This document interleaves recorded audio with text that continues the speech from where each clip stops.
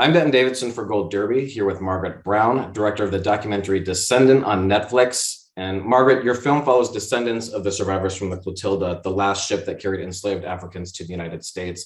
And it takes place in Africatown, also known as Plateau, Alabama, a few miles outside of Mobile. And it's a story that's really been kept sort of a secret to most of the country, and about these Africans brought to the United States after the slave trade was illegal. Why do you think this story has gone untold for so long?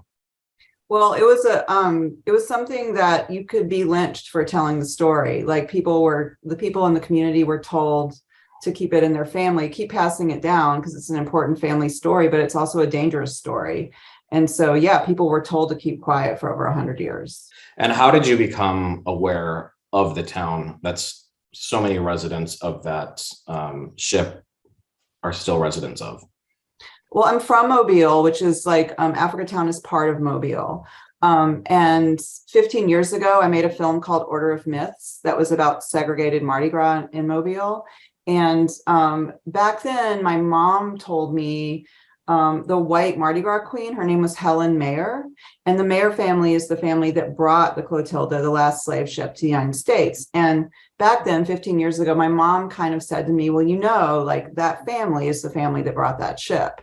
And I didn't know, I hadn't learned that in school. And I didn't know that that would necessarily even be part of the story I was telling in that film 15 years ago. But then, you know, Mardi Gras has a white Mardi Gras and a black Mardi Gras. And after Mardi Gras was over, I was filming with the black Mardi Gras queen, Stephanie Lucas, and her grandparents. And her grandfather, that we were talking about a ball that both the white and black Mardi Gras had attended, which was highly unusual. And the grandfather just sort of casually said, oh, my people are from her people's ship, meaning Helen Mayer, and meaning he was descended from the Clotilda and the people that were carried over on the Clotilda. And I kind of looked at the cinematographer and he looked at me, and we were just like, it's one of those moments in documentary where the ground like shifts under your feet. And then the film kind of came centered around the Clotilda and the story of that ship in a way, and these two queens and how they were connected. And so, yeah, I kind of ran into the story 15 years ago. And it started back then, but Karen Jackson, who's a character in Descendant, he was the historical advisor for Order of Myths, and he's the head of African American Studies at the University of South Alabama, and he's a folklorist kind of in the tradition of Zora Neale Hurston, and we kind of never stopped talking about it. So even though I didn't start making the film until almost 5 years ago, it was like always percolating. And while you were making the film, were you expecting them to recover pieces of the ship? Or was that, again, one of those moments where you're like, wow, I mean, because that really takes it from folklore to real. Right. So what was that like? What was that moment like for you? Well, we started filming like 2 years before the ship was verified as the Clotilda. And the way that started was I started hearing like 5 years ago that they'd found a ship and they thought it was the Clotilda, and like the whole international press descended upon Mobile, and people were contacting me who, you know, had seen Order of Myths from my hometown, just like, are you coming back? And I was not planning on coming back, but just I was sort of like, you know, eventually, like I was kind of convinced by a producer who literally wrote me a check and put me on a plane, but that's not really what you're asking. But yeah, we started filming 2 years beforehand because the ship that the community called the No-Tilda, because it was ended up not being the Clotilda, they did discover that ship. And I knew that I had something that no one else had to tell the story, which Helen Mayer had been in my other movie, and the white Mardi Gras queen. So I knew that, like, and that family was not talking to anybody, not the New York Times, not the Guardian, you know, they weren't talking to any of the press outlets. They were all descending on Mobile. So I thought, well, they'll talk to me, you know, this white family, but they ended up not talking to me. But yeah, that's sort of another part of how the film unfolds. But yeah, well, it turns out when these kind of bigger things that are at stake, when there's a ship and like actual physical proof, maybe the rules change, but they never spoke to me. Why don't they speak? You know what? You have to ask them. I mean, yeah, because they still reside in the area, correct? Yes. And they also have certain companies that are polluting the area that led to higher cancer rates. I mean, the effect has been felt on Africatown that goes beyond just the Clotilda, and you touch on that as well. Well, I will say one thing, since the movie came out on Netflix, they came forward on the Today Show and made a statement. So they have now said, and I can't quote it verbatim, but it's basically like, we want to listen, we want to talk to the descendants, we want to be better. We understand we've behaved badly in the past, but we want to listen and we want to get involved. So that did happen after the film came out. And can you talk briefly about Zora Neale Hurston and who she was and what she meant to this film? Because that archival footage that you pull for this is pretty amazing. Yeah, so almost 100 years ago, Zora Neale Hurston went to Mobile, and she filmed and also recorded the voice of Cujo Lewis, the last known survivor of the slave ship Clotilda, and also, like, until really recently thought of as like the last living slave. So she recorded him and wrote it into a book called Barracoon. And that book became like part of the text of the film. The book came out only in 2019, which is sort of a little bit after we started filming. And I read the book and I read her letters, and I just kind of became completely obsessed with her. And she was sort of like the guiding light of the film in a way, because I knew that I wanted to have descendants of Cujo reading from that book, because Cujo talks about Timothy Mayer in the book. He talks about how they really wanted land, how they really how they yearned for home, how he cried yearning for home. And it was just very emotional, and also completely connected to like not that many generations later of descendants who still lived in the area. And also the area that is like sort of surrounded by industry and like oil tankers and, sort of hazardous waste dumps and all these things that, the Mayer family leased the land to industrial companies.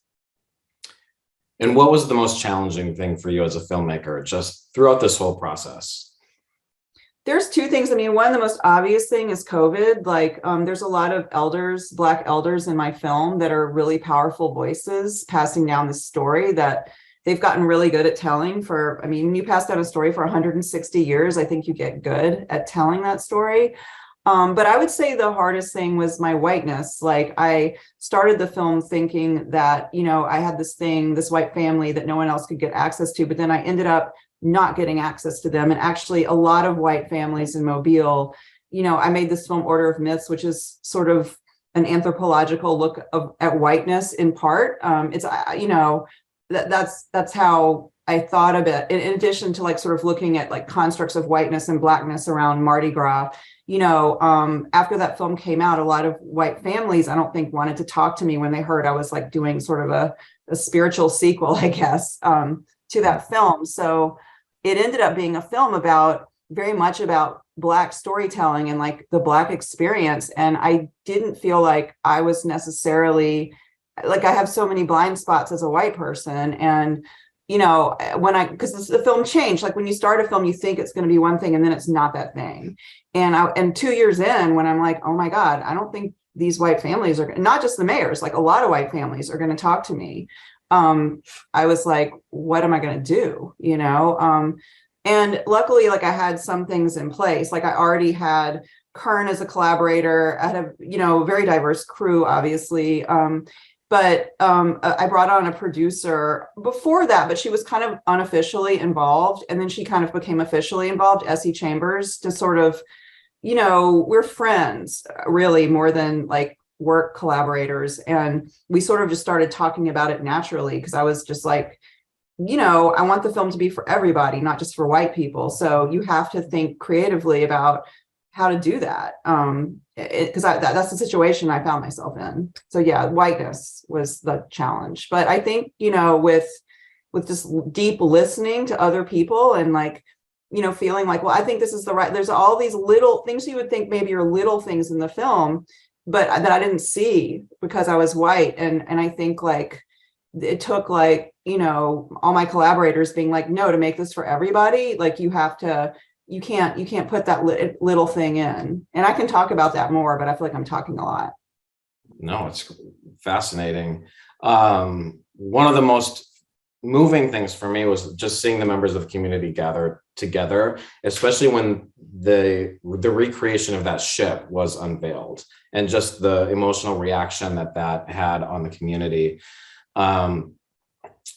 Now that is there, there's plans to sort of memorialize that, maybe have a museum. Where does that stand right now in terms of, getting people to come in and see this history? Yeah, well, I mean, that's a really complicated question that I don't think I can do justice to quickly, but there's a temporary museum happening, which will still remain there, but they might morph and move it into a bigger museum called the Heritage House that's almost complete right now. Because of COVID, some of the supplies were like hard to find, so it's not completely done, but that's about to be ready. And that'll have like, I don't know yet, because this is an ongoing story, I should say. Like this, I made the movie, but the story continues. Like there's still things happening.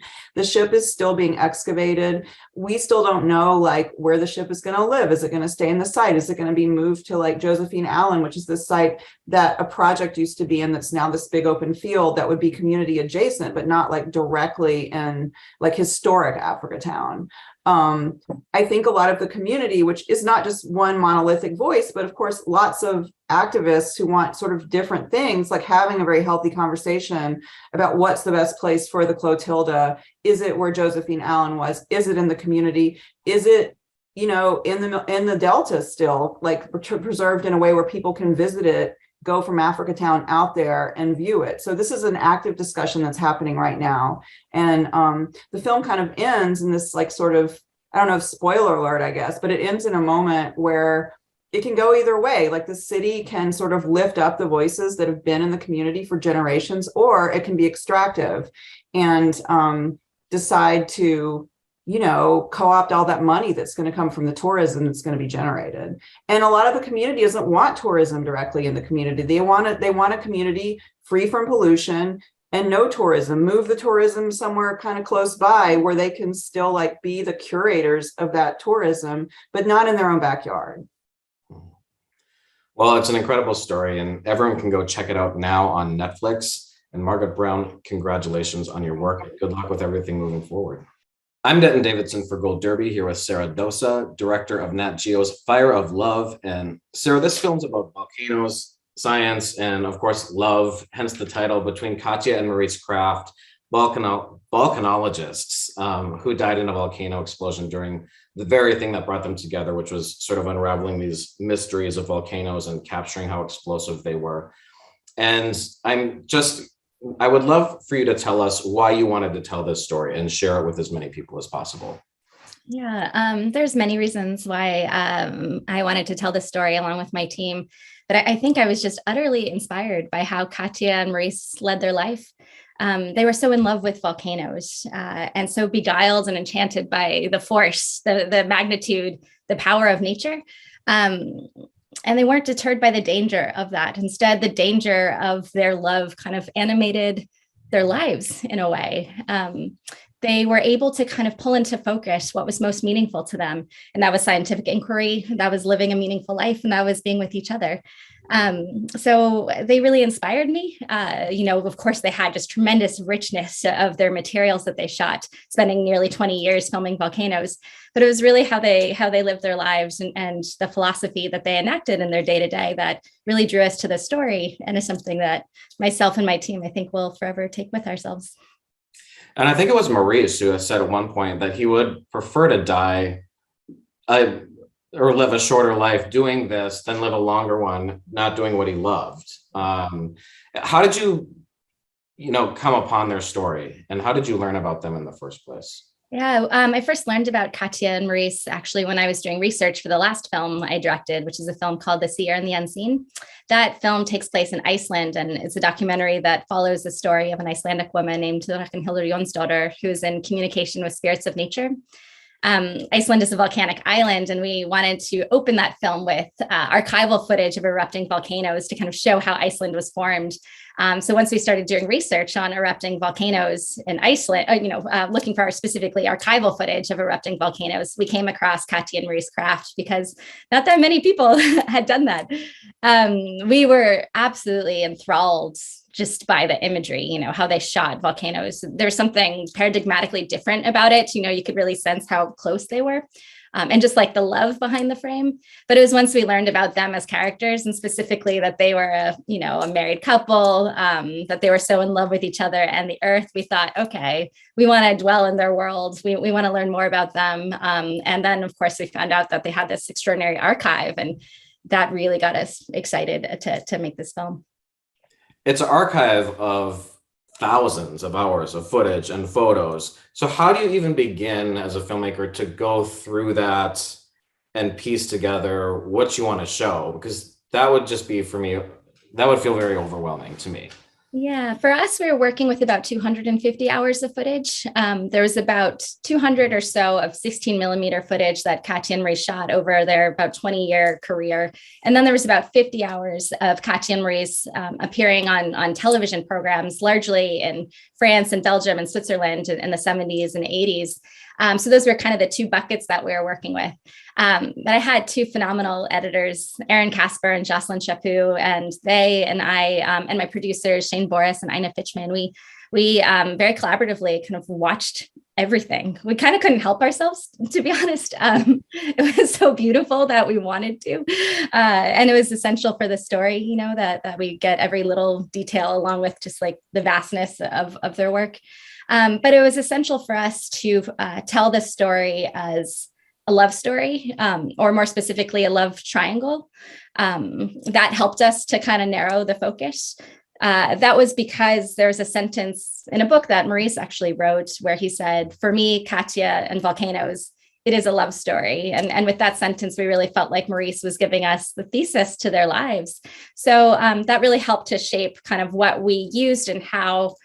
It was quite difficult because there's not a lot of the classic imagery that people associate with a love story, no footage of Katya and Marie's kissing or holding hands or going out on dates or anything like that. But we realized actually that imagery of volcanoes more aptly expressed the power of their love than any image of humans doing kind of conventional PDA ever could. So we found a real truth in their own kind of hearts and minds in the images that they captured themselves, and really tried to integrate that into how we told their story. And some of those images go back to as far as the 60s, I believe. So, I mean, is that something that you have to restore, or where were they being held in such good shape that allowed you to make such an incredible film with such old footage? Well, thank you for those kind words. The footage that Katya and Maurice had shot existed when we came to the story at an archival facility in Nancy, France called Image Est. Bertrand Kraft, who's Maurice's older brother, he had kind of stewarded their archive throughout the years, and it changed hands to different facilities from time to time. But Image Est, when we came to it, just took wonderful care of the footage. They had all of the reels, in their tins in this facility that, it was climate controlled. It was very well organized. You could really sense the love that the people there had for the footage, and for them it was kind of like the prized jewels in a way of their entire collection. They knew it very well, and they did an amazing job working with us. I should say we made this film during the pandemic. We started it in July of 2020, and that was during lockdown, so we weren't able to go to France ourselves. But Image Est would scan the footage for us, send it in batches of about 20 hours at a time over an FTP site for us to download. And then it was just incredible. We got to really kind of take refuge from the fear and uncertainty of our turbulent times in their imagery, and get to travel the world during such a time of lockdown. So it was a great experience, and there were those challenges of not being able to be there in person. But yeah, we figured it out in a way that worked, and I'm really grateful for in the long run. I'm curious how Katya and Maurice themselves got some of this footage, because some of it is just unbelievable. And the aerial stuff, I mean, it looks like it would be taken with a drone now. So did they have teams come with them a lot of the time, or did they sometimes go alone and sometimes have teams, or what was that dynamic? Yeah, so when Katya and Maurice first started out, they were kind of in a pack, in a group that they called L'équipe Vulcan, which means the Vulcan team. And it was a group of kind of not just field scientists, but also people who wanted to come along and support, cooks, porters, navigators, just it was kind of like their motley crew of impassioned friends who wanted to support this work, and including cinematographers. One of their close friends, a man named Roland Haas, was actually kind of their main cinematographer when they were first starting out. But gradually, the lifestyle wore on everybody in the group, and people started to pair off, to have families, and decide that this roving volcanologist life was not for them. So it really became Katya and Maurice. They at times would bring other cinematographers here and there, but the two of them were kind of, the ones kind of driving the imagery. They so committed to this unique lifestyle where they wanted to, in their own words, like live by the rhythms of the earth. So they had friends like all over the world who would call them and say, hey, there's major seismic activity happening, here in Japan, get over here as fast as you can. And so they would, do everything they could to fly to Japan and get there. But that was very difficult for other people. But since they set themselves up in this unique way, they were able to be there for those moments. But they also did just possess such boldness. They reconciled fear and kind of understood the relationship to fear in motivating their life's quest. So that enabled them to get the kind of imagery that you see in the film that's just so incredibly close up. And the aerial shots that are in the film, those are all helicopter shots. They loved riding helicopters.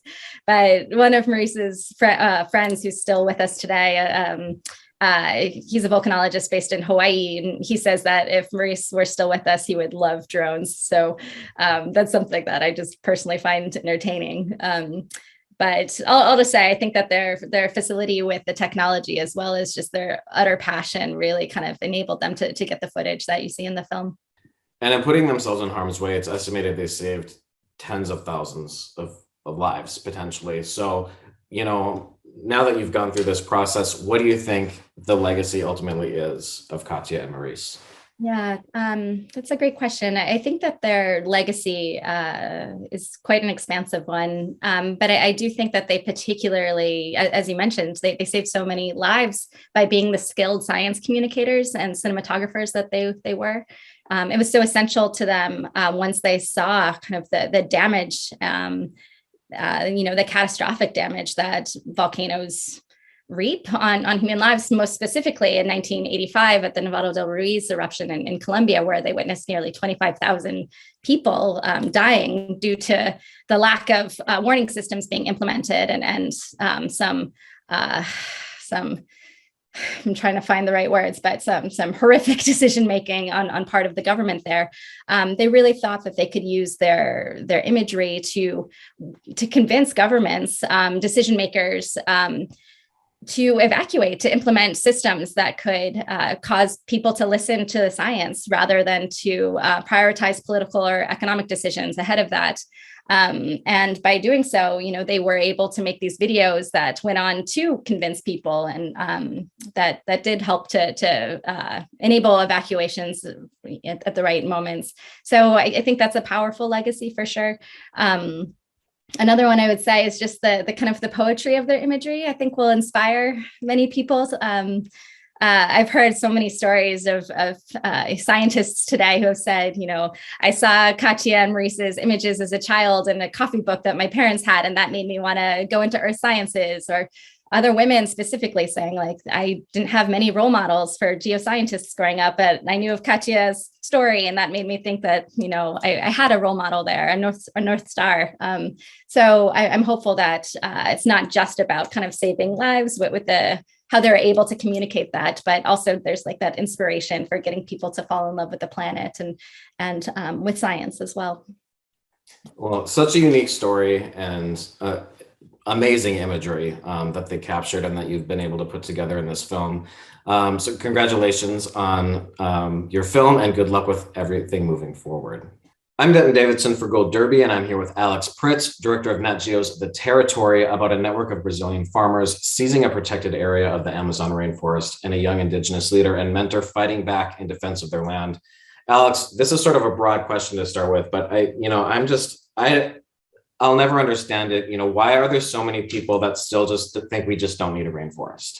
I mean, it keeps coming up. You would think it would be one of those things that wouldn't be politically divisive, but here we are. So, what is causing this?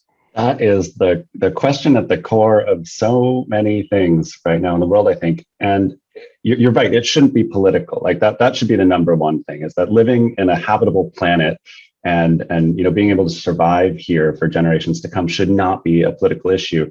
Somehow it's managed to become that. I think in the case of the conflict that we were looking at in Brazil, it's a lot of people who really are just focused on them and theirs, and who agree that the rainforest is a good thing. It's a beautiful thing. It's a national treasure for Brazil, but I just need my little chunk of it here. And then behind these sort of small foot soldiers of colonialism and natural destruction are much larger business owners and people financing this.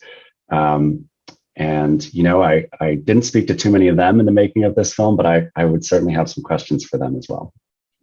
How did you become aware of this story in particular, and get contact with the people that are the subjects of this film? I had read about the work that Nadinha, the activist at the center of our film, had been doing. And when I first heard about her work, it was in the run-up to the elections in Brazil in 2018. And so we were hearing this really divisive, inflammatory, violent rhetoric coming, especially out of then candidate Jair Bolsonaro's camp, that he would do away with the rainforest and that there wouldn't be any more land left for indigenous people. And I saw Nadinha as this 60-year-old woman boldly, proudly standing up in defense of the rainforest, in defense of indigenous rights, and doing it in a part of the world where almost everybody was against her. In the state of Rondônia, where she and Bitete, the young indigenous leader, live, 80% of people voted for Bolsonaro in that 2018 election. And so she was in the lion's mouth, so to speak. And I said, look, I think your work is amazing. It's so inspiring. And I would love to come meet you. I think your life could become a lot more difficult if Bolsonaro wins this election. And I'd like to be there and be part of that with you. And I had no idea it would become a feature film at all. It was just a, kind of one-way ticket type situation, but one thing led to another, and it became obvious that we had a much bigger story on our hands. What was the most difficult part of just getting down there and shooting, and then also just gaining the trust of the indigenous people that you were allowed to shoot? I mean, that's some of the most incredible footage, is just hearing them tell their stories. Yeah, I mean, so many different levels of challenge in the making of this film. For one, just the straight up cultural differences between myself as a white American and this indigenous community that have been living with this violent struggle against colonial forces for hundreds of years, generations and generations. Originally, the story was more focused on Nadinha as the activist. As it grew rightly to incorporate this indigenous perspective on the land, I realized the gulf between myself, as an outsider to this community, and their lived experience of it, as well as just the understanding of documentary as a form was a huge conversation that we needed to have with the Urubau, this indigenous community, who until the 1980s had remained in voluntary isolation from the rest of the Brazilian state. So, the idea of a documentary film, what it's capable of in its, most aspirational form, but also the costs of it. What is a documentary? What does it cost to be part of it? You're giving up a huge amount of privacy. You're giving up, all 8 hours a day. I'm all up in your business. The narrative responsibility to do justice to a community that you're not part of is a huge responsibility to give over to somebody else. I remember when I first arrived in the Urubao community, they make decisions by consensus there. So very different from a film team where you have a hierarchical structure where directors and producers make decisions and other people carry them out. And there was a linguist who had come to try to help record the Urubao language, which is something that's spoken by in the low thousands of people left on Earth, considered an endangered language. And he had come from UC Berkeley to help write this down so it could be taught in schools. And the elders came together from the 6 different villages and sat and discussed this proposal and came back and said, we're really not that into this because we know what happens when people like you come in and write down our knowledge. You'll own our language and then we'll have to pay to speak it. And we're not interested in that. And I think for me, that was a really important early wake up call that I, as an outsider who looks a lot like this other linguist, who behaves culturally like all these other people who have come and taken so much from this community, stolen and exploited so many aspects of their culture and heritage and land, that this idea of narrative autonomy was going to be really, really crucially important to the making of this film. And can talk more about that in other ways. When COVID came, we had a huge challenge, but also found that to be an opportunity to expand the way that we were telling this story to, become a co-production with the Indigenous Urubao people. And, that opened up a lot of new creative possibilities for us. One of the things the Indigenous people talked about was back when, white people made first contact, they brought with them disease and wiped out over half the population. So with COVID and some of that coming into this, was that sort of another thing that they were concerned about? Because they're in a very specific area of Earth. And as you describe it so perfectly in the film, it's an island of rainforest now surrounded by farms that's being protected for now. So was that sort of a concern of, what are these people going to bring into our community? Yeah, absolutely. So just for context, for the average viewer who may or may not have seen the film, the Urubao are a group of 183 Indigenous people that are defending a massive area of old growth rainforest, 2.5 times the size, the state of Delaware. That's how big their land is. You can see it from outer space as this dark green island of rainforest surrounded by farms. And it's really a barrier to the rest of the Amazon rainforest, and acts as a sort of bellwether for the rest of these destructive forces. So, they were forcibly contacted and assimilated, the Urubao, by the Brazilian state in 1981. And that was a really violent process for them. More than half their population died, largely from communicable diseases like tuberculosis and measles. And so the idea of foreign pathogens brought by outsiders loomed large in the collective consciousness, especially for the elders who had lived through this early 80s period of real violence. And the Urubao, to their credit and to Bitate's credit, the young protagonist of our film, took COVID really seriously and said nobody into or out of our territory until we know what the hell's going on. We didn't know if it was a vaccine or what at that point. Nobody had any idea. And so we obviously respected that decision. But we had this conundrum on our hands where prior to that, we had been doing a lot of the filming as, myself and another cinematographer.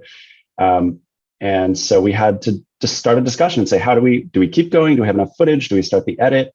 Where are we? And the message we got back from the Indigenous community was, no, we're not done. And we can do this. Help us get better cameras, help us get better audio equipment. We've got it from here. And we can shoot, produce, direct, manage footage for, this final chapter, this final arc of their story. And there's moments, of terror at some points. I mean, there's moments where the activist Nadina's daughter was sort of threatened to be kidnapped. These people are under constant attack and sort of supervision. How emotional was that for you as a filmmaker? And were those moments things you expected, or what was it like to just be there in sort of those moments that were shocking to watch?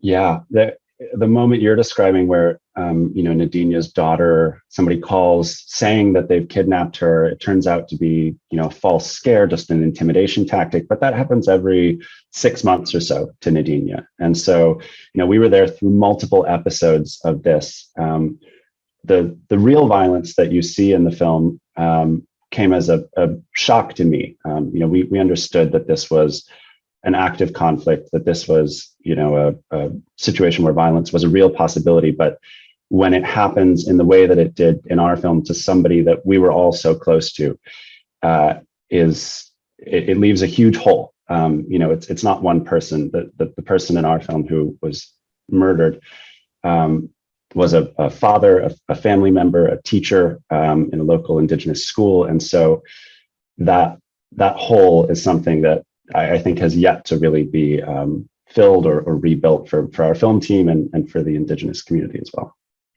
Talk a little bit about Bitate and what his legacy is. And I mean, he was such a young man to be held up in such a place. I believe he was 19 when he sort of was put in charge of leading the charge to save this piece of land for his whole community. Yeah, Bitate as an 18-year-old took on the mantle of responsibility for the Uruwao. He became their leader, and it was the first time they'd ever had somebody so young come into that leadership role. But it was really, everybody felt it was necessary because the tools that they needed to engage with in their fight were tools that the elders didn't feel fully equipped to handle. And Bitate, as a young person who was active on the internet, engaged in the media, understood the power of story and digital media, was able to harness, drones and GPS and walkie-talkies and all of these tools to advance his community's surveillance capabilities.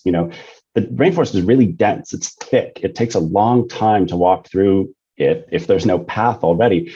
But with a drone, he could take that up and get aerial footage of a deforestation site, send that back to the public prosecutor, and try to get some action from the state, much, much more easily. And it was also this interesting thing where these invasions on their territory have been happening for a really long time. The state has been trying to ignore it, saying, oh, that's just a, hearsay, word of mouth, whatever.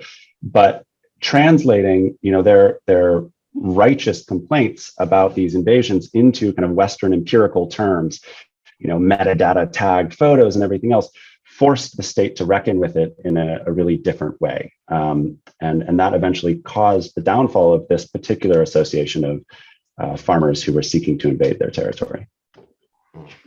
It's such an eye-opening documentary. And Alex, congratulations on the territory. And people can see that on Nat Geo, and it'll be streaming, I believe, on Hulu and Disney Plus in the future. So good luck with everything moving forward. I'm Denton Davidson for Gold Derby, here with Trevor Frost and Melissa Lesh, directors of the Amazon Prime documentary Wildcat. It's about a British soldier who's back from the war in Afghanistan and is struggling with depression and PTSD. And he finds a second chance in the Amazon rainforest when he meets an American scientist and helps rehabilitate a baby ocelot, which is of course a wildcat, hence the name. But Harry, the British soldier, he's a bit of a wildcat. I mean, he describes himself as that as well. So I'm curious to know how you two became aware of Harry and Samantha and the work that they were doing in the rainforest. Yeah, I was a still photographer before making this film. I did a lot of work for National Geographic over the last decade, and I was looking for a new story for National Geographic magazine, and I was down in Peru looking for anacondas with a team of researchers, local and international researchers. And we were there for 60 days, and we weren't finding any anacondas. In fact, we only found 2 anacondas at the very end of that entire trip. So I spent a lot more time than I care to admit in town, sort of re-strategizing, trying to figure out how we were going to find anacondas. And I was sitting in a hotel lobby, and Harry walked by, and he's covered in tattoos, and he didn't have a shirt on when he walked by. So I saw all of his tattoos, and my friend that was sitting next to me, who was working on the Anaconda project, leaned over and said, "Did you see that young man with the tattoos? His name's Harry. You'll never believe his story." And you hear that a lot, so you never know what to believe. But then a few days later, I had the chance to meet Harry and Samantha together at that same hotel, and they brought a hard drive with them. And on that hard drive was tons of footage that they had filmed themselves with an ocelot named Khan. And I was blown away by how incredible the footage was, by what they managed to film. That when they turned the camera on, when most people would turn the camera off. So I immediately called Melissa on my satellite phone and said, there's this unbelievable story. And then it was about a month later that Samantha called us. We were back in the United States, or I was back in the United States, and Samantha called us and said that they had just rescued a second ocelot named Keanu. Yeah, we don't want to give too much away. I don't know exactly when this is coming out. But yeah, at that moment, and Trevor came back, with the hard drive. I think what was really critical about that early moment when he met Harry and Samantha, they had already talked to other potential stations and other kind of cinematographers, other filmmakers of doing different pieces with that footage. And none of it ever felt right. And it was really them, meeting Trevor, connecting on a deep level, which we can get into, Harry and Trevor specifically, why they connected so deeply, saw kind of our method of filmmaking, our backgrounds in conservation storytelling, and entrusted us to tell this story, and really wanted to work deeply as collaborators. So from day one, it was, we were all equal collaborative partners in telling the story, and it was their story as much as ours. And yeah, when Keanu came along, it was now we have, the chance to kind of follow this in real time. This is a second chance. This is a redemption. So it was the beginning of about 13 trips back and forth from Virginia to the Peruvian Amazon over the next year and a half. So that early footage was primarily captured by Harry himself, which is pretty incredible. What he was able to, what both of them film of themselves, and then a lot of the stuff with Keanu is when you take your film crew in. Is that, how did you blend those together? What was the process like for that? Yeah. So one of the things that was really clear and very important to them right from the beginning was that no one had access to the cat. That was a part of their reintroduction protocol to make him as wild as possible. They didn't want anyone, including us, the closest people coming down there quite often, to have access to him. And so that became, at first a really big challenge. How do you make us, tell this story of reintroduction when you can't film the cat, that they're working with? And so because of the footage with Khan that we saw, and knowing just their innate ability with the camera, and also just their comfort in front of the camera, it became clear that, they can be critical collaborators in helping document this process. And the camera crew was really just Trevor and myself. It was the four of us making this movie, living on a little platform together in the middle of the rainforest. There was no camera crew. You can't have a big crew when you're that far remote in the middle of the rainforest. Were you surprised by how much they shared of their personal story? I mean, they would put the camera on themselves and really just pour their hearts out. They didn't necessarily have to do that. I mean, this could have been about a cat being rehabilitated into the wild, but Harry and Samantha both give so much of themselves to this. What made them trust you and feel comfortable in doing that? I think one of the things that immediately started us off on the right track was that when I met Harry, one of the first things that we talked about was my struggle with depression and anxiety. I've struggled with depression and anxiety for over a decade now. And, sometimes it's been a little more severe, but never as severe as Harry's. But I certainly understand what it's like to be in that place where, people often describe depression as sadness, but it's really the wrong way of describing it. It's often this sort of emptiness, this void, and you don't feel anything. And so Harry and I were really able to connect over, struggling with depression, and Samantha and Melissa were able to connect because they both had, childhood trauma in their pasts. And so that helped us, I think, a lot in terms of, connecting and trusting each other. But then the other thing is that the rainforest itself, I think, plays a huge role in that intimacy that you see in the film. What I mean by that is that Melissa referred to this platform that we all lived on, it was 20 by 30 feet. It's a wooden platform. And the four of us are living on this platform. And as a result, there was nowhere for anyone to go. So when something happened, we were always there for it. And that made it an incredibly, it made it basically like we were a family. And so if you were making a film in Chicago, for example, or in Los Angeles or New York City, typically you have to make a decision when to stop filming, right? Because the people that you're filming are going to go home and they're going to go to sleep, and you're eventually going to have to do the same thing. But in this case, because we all live together on the same platform, we were there for every single moment. And that really allowed an access that I don't think that we would have had otherwise. So I always like to thank the rainforest for that. I think that's the reason that the film is, that you see so much vulnerability from both of them. And I think just adding on that too, because of the work that they were doing, because of just how remote they were, because, Samantha was traveling back and forth to try and fundraise for the work that they were doing. Harry was there a lot of the time alone. And when you are alone, it can be extremely isolating when the only creature there is to talk to is a cat. And so oftentimes the camera would actually become this companion, and his way of kind of communicating with us. It was like a Wilson, but kind of like a conduit to us as filmmakers and as friends. And a lot of the kind of early conversations that we had while we were making this film were about, harnessing their ability, and also what do you film? How do you shoot a scene? Because with the Con Archive, it was incredible, but we really knew we needed to dial it in for this longer journey. And so how do you shoot a scene? We introduced the idea of video, daily video diaries. It's what is Keanu eating and learning and growing, and what are you feeling?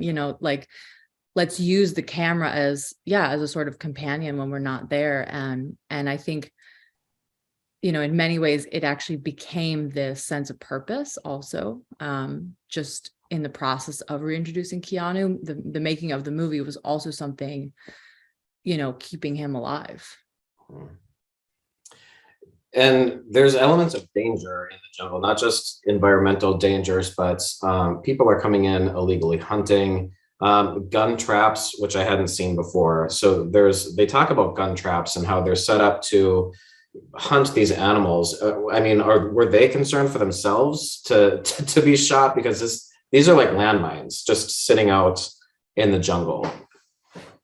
Yeah, when Harry was walking with Khan and that shotgun trap went off, Harry was only probably about 6 or 8 feet behind him. So it very easily could have been Harry, or it could have been Samantha if she had been the one walking. But typically those are set. Those typically aren't set on conservation land, and the land that they were on at the time was land that was being protected. But protected areas are often infiltrated. People are going into them and trying to set these traps. But one of the things that Samantha and Harry were both always aware of is that people are often just trying to survive. And that was something that both of them. Obviously the loss of Khan was incredibly devastating to both of them. And I would say that, they both are still holding on to that grief in a significant way. But they're also both just viscerally aware of the fact that people there are just trying to make a living. They're just trying to survive. And it's really not the people that are living there that are the major concern. It's usually the much larger players, right? It's like you can always circle back to the corporate conglomerates that run all the cattle farms and the people that are buying the illegal wood and bringing it back to the United States or to Europe to build fancy decks. So that was something that, we also, when we made this film, we wanted to craft it very carefully so that, we didn't get into that too much, that this was really a personal journey of healing for the two of them. And they found this healing in this remarkable place, the Amazon rainforest. Well, it's a beautiful documentary, and it shows the parallels of Harry and Keanu, and it's just inspiring to watch. Incredible story. And Trevor and Melissa, congratulations on your film Wildcat, and good luck with everything moving forward. Welcome to Gold Derby's Meet the Experts documentary film panel. I'm Denton Davidson, and I'm here with Margaret Brown, director of the documentary Descendant on Netflix, Sara Dosa, director of Nat Geo's Fire of Love, Alex Pritz, director of Nat Geo's The Territory, and Trevor Frost and Melissa Lesh, directors of the Amazon Prime documentary Wildcat. First of all, I'm thrilled you could all join me today. And I just want to ask each of you, what excites you the most about being part of documentary filmmaking, especially in this day and age where there's so much access, there's so many ways people can watch documentaries. What excites you about being a documentary filmmaker? And I'll start with Margaret. I like the adrenaline of getting up every day and not knowing what's going to happen. Like, I mean, that's definitely why I do doc and not narrative, because it's just like exciting to figure things out on the fly. And also, like, I really love my team. Like, I love my cinematographers, the sound people I work with, the producers, the editors. It's like being part of a traveling circus. That's not extractive and horrible. Do you keep that same team like with you as you move from one film to the next? I try. Like, I'm doing a new show right now, and I brought everybody over from Descendant. Okay. Alex, how about you?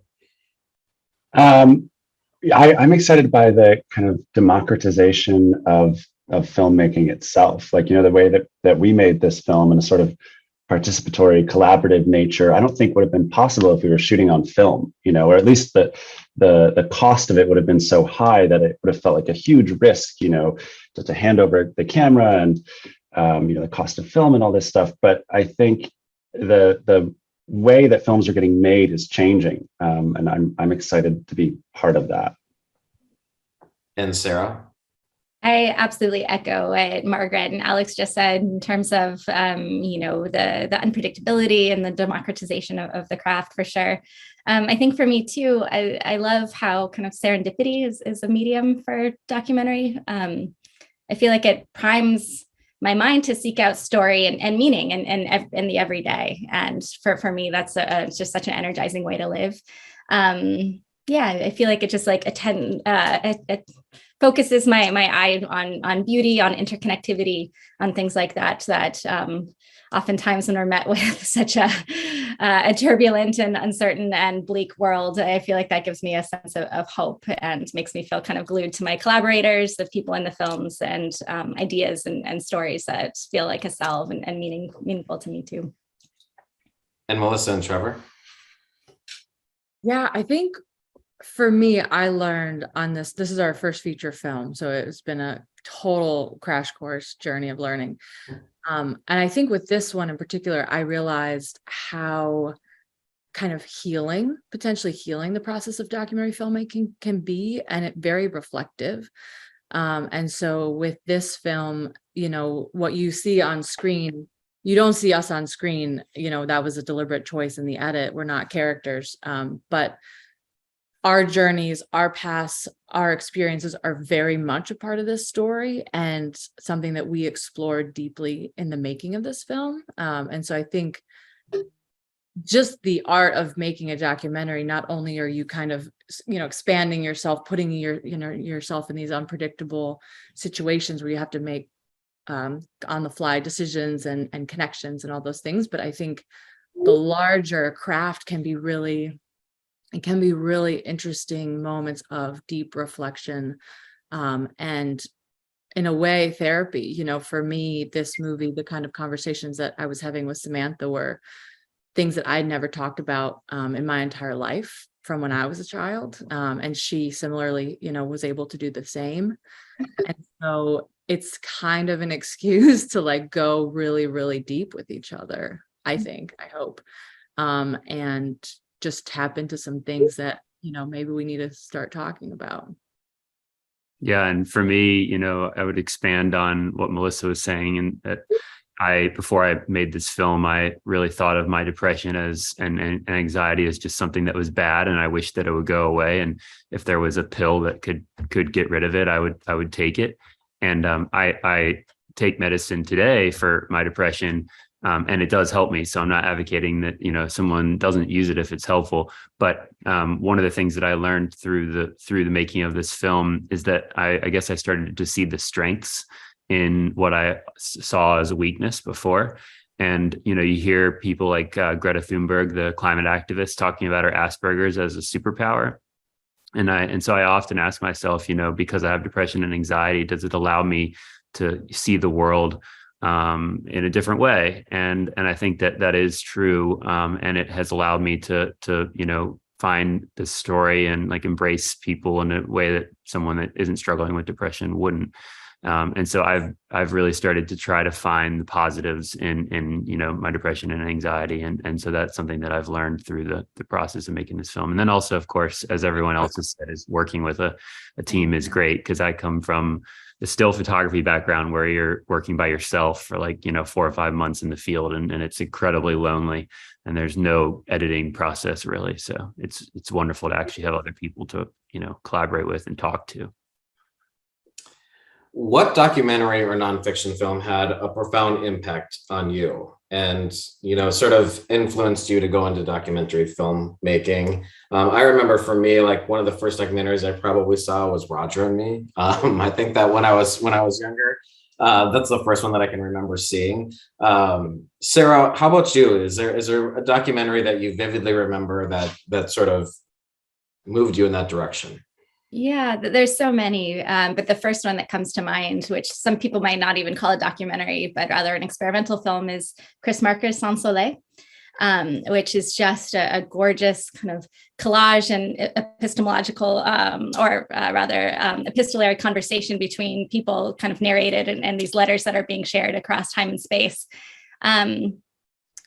It was so mesmerizing to me. A dear friend of mine called it a kind of almost like an alien anthropology, some sort of observation of our world and interpreting imagery and interpreting these ideas of time and space and meaning. But it really affected me. It showed me a different kind of storytelling, I think, and showed what was possible in terms of the form for nonfiction. And so that's one that I think will always stick with me as a pivotal film in my life and thinking about, what the nonfiction form could possibly be. Margaret, how about you? I think something that I have a few.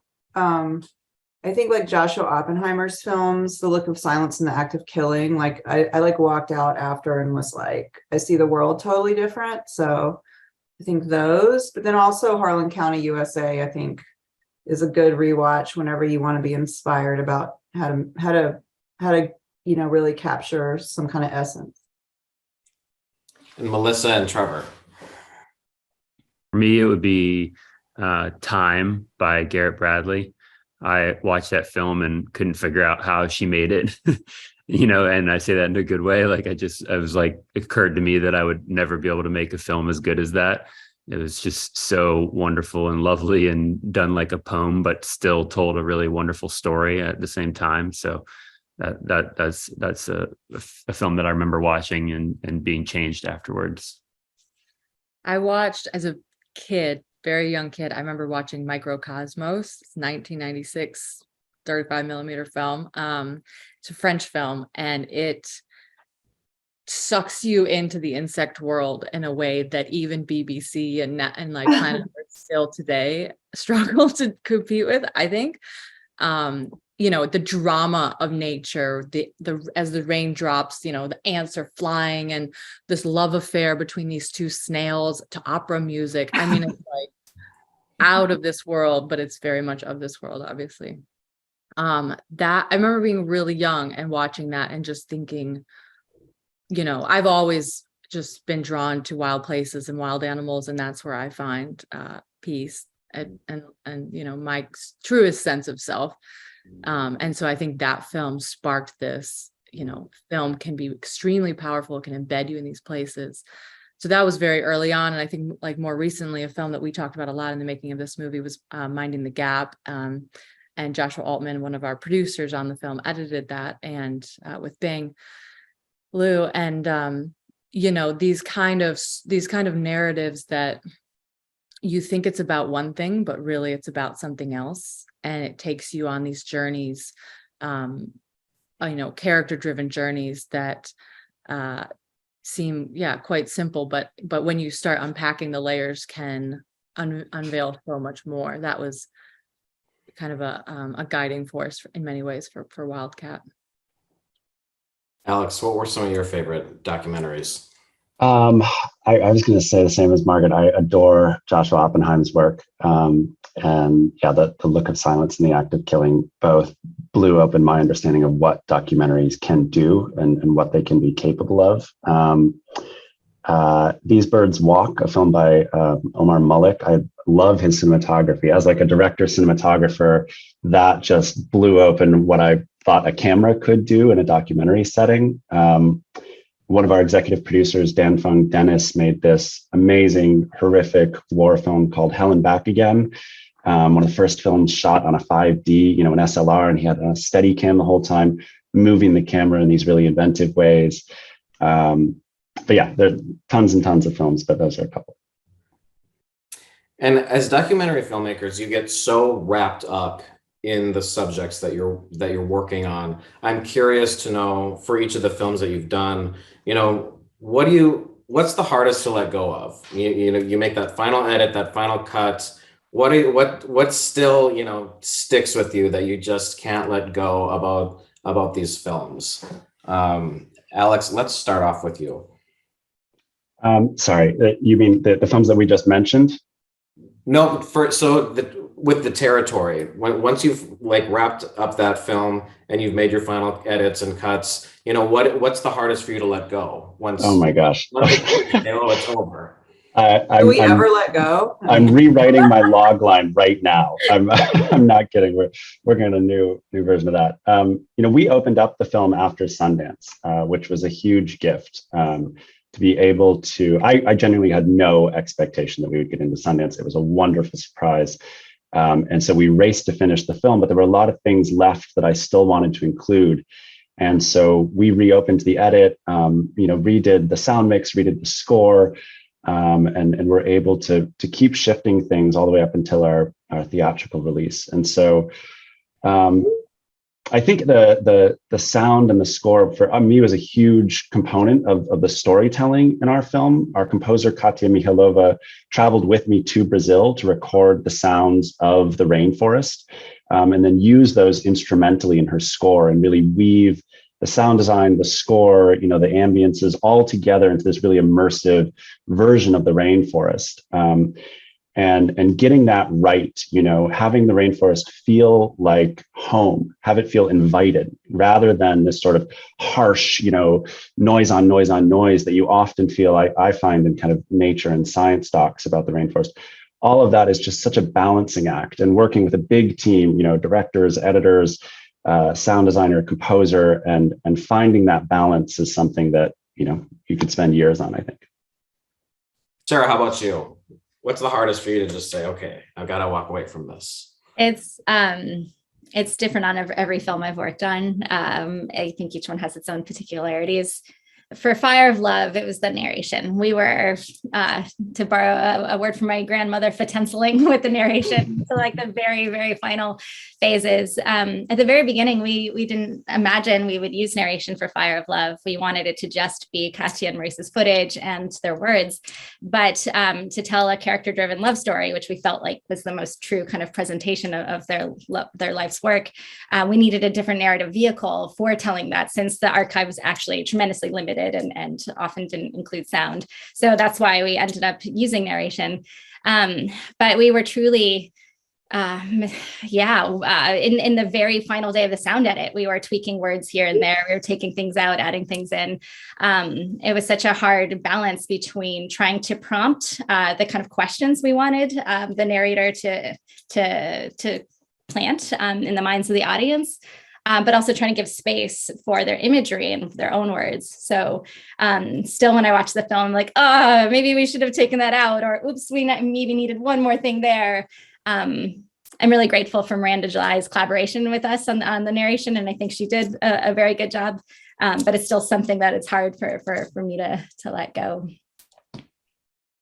And Margaret, how about you with Descendant? I have not let go. We're still doing, I'm still deeply involved with the community. We're still, we have a call right after this, actually, for work that there's an impact campaign that Participant and Netflix is doing with us. And so, no, I'm still actively involved in all that. So it was actually great, because when we finished, we were so like close. Everyone was so close. I was talking about my collaborators behind the camera, but I was also we made the film over such a long time, and the people in the movie are definitely like had a lot of weigh in on. I would ask them, like, what do you think? I would show them scenes and stuff. So it's like particularly close process. And we just had the premiere in Mobile like 2 weeks ago. And yeah, I'm still like deeply involved in the community and what they're doing as activists. So it's been great. Like I love that it still goes on. And Melissa and Trevor, how about you and your work on Wildcat? Trevor knows that I had a very hard time letting go of pretty much everything in the edit. I was one of the lead editors on the film, and when you're so close to the story for so long, it just weaves itself into your being, you know. And so at the end, when there was deadlines and it was like, all right, this is picture lock, you're done, you know, hands off. I think they had to like actually pry me from I was editing like 16-hour days, like in the end there, and just, you know, you kind of just go into these trances. So that said, so I think from an actual like technical standpoint, one thing that still kind of I hold in my heart is the fact that we will never see all of Harry's footage. We had over 1,000 hours of footage, and we had an incredible team member, Mallory Bracken, who's also here in Virginia with us, logging everything meticulously. So every minute of every footage was logged by, you know, about 16 different categories that you could think of, and helped us distill all of that, because, you know, he was rolling all the time with Keanu and his time in the rainforest. So there's footage that, you know, gems, I'm sure that I'll just have never seen. So have to let go of that. But I think at this point, I've fully surrendered with, you know, what the film is, and I wouldn't change a single thing. And it feels really good to say that. One of the you know, few themes in our film is I would say the art of letting go. You know, we see Harry having to learn to let go of Keanu and leave him in the forest and go back home. And we see Sam having to learn to let go of Harry. And so it's a cycle of letting go. And, you know, one of the things that I think many people do in life is they don't let go soon enough, and that can, you know, do damage. And not having been exposed to this level of trauma before and being completely unprepared for it, going into making this film, I, you know, am actually like really excited about letting go of this film and moving on to something else. As much as enjoyable of an experience as it was, there were a lot of moments where it was just me and Harry, or just me, Harry, and Samantha down there, and things were really starting to, you know, fall apart in their relationship, and Harry was really struggling. And as I said, I was, you know, unequipped to deal with a lot of these situations. And I think most of us are, because we grow up and we're taught mathematics and we're taught reading comprehension and we're taught how to write, but like where are the classes on conflict resolution and dealing with grief and loss? And, you know, we're not taught any of those things. And so as adults, we're just thrust out into the world and expected to kind of handle all of this stuff without any prep at all. And so when I was there and Harry was struggling in particular, you know, it took a real toll on me. So as much as I, you know, love them both dearly and look forward to seeing what they do in the future for conservation, I'm personally excited to let go and move on. Well, it's a great note to end on, and I want to thank each of you for joining me today. Congratulations on such wonderful documentary films. Everyone go check out Descendant on Netflix, Fire of Love from Nat Geo, The Territory from Nat Geo, and Wildcat from Amazon Prime. Thanks again for joining me.